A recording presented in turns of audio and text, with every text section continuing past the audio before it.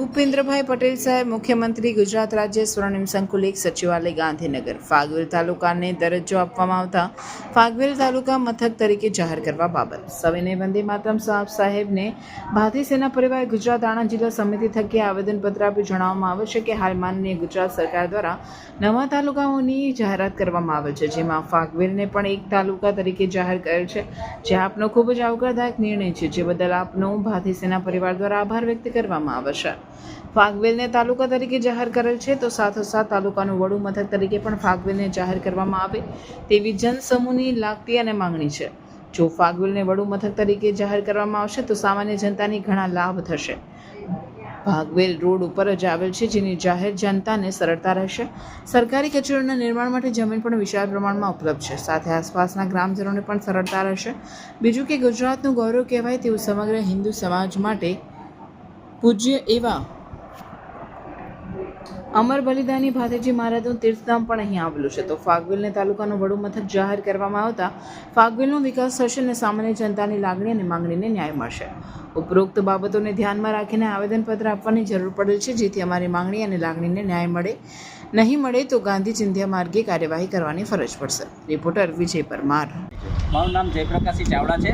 ક્ષત્રિય કરણીસીના આણંદ જિલ્લા પ્રમુખ છું. કઈ બાબતને લઈને આજે આવેદનપત્ર આપવામાં આજે આવેદનપત્ર આપવામાં આવ્યું છે, જે ફાગવેલ ગામને તાલુકો જાહેર કરવામાં આવ્યો છે. સરકારશ્રીએ બહુ સરસ કામ કર્યું છે.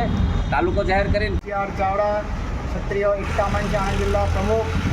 ટૂંક સમય પહેલાં સરકારશ્રી દ્વારા ખેડા જિલ્લાનું ફાગવેલ તાલુકો વડુ મથક તરીકે જાહેર કરવામાં આવ્યું છે. સરકારશ્રીને ખૂબ ખૂબ અભિનંદન છે કે ફાગવેલ તાલુકા તરીકે જાહેર કરવામાં આવ્યું છે.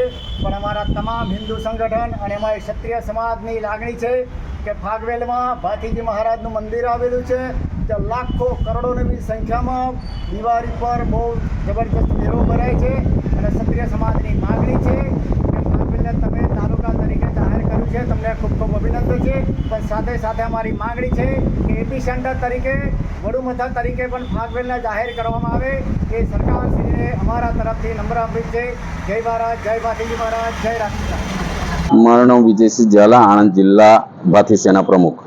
આજે કઈ બાબતને લઈને આવેદનપત્ર આપવામાં આવ્યું? આજે આવેદનપત્ર અમે એ બાબતથી લઈને આપવામાં આવ્યું કે સરકારશ્રી દ્વારા જે ફાગવેલ તાલુકો જાહેર કરવામાં આવ્યો છે અને ફાગવેલ તાલુકો જાહેર કર્યા બાદ એનું વડુ મથક કાપડીવાવ રાખવામાં આવ્યું છે, પરંતુ અમારી માગણી એ છે કે વડુ મથક પણ ફાગવેલ જ રાખવામાં આવે તો બધાને સરળ અને સારું પડે એવું છે.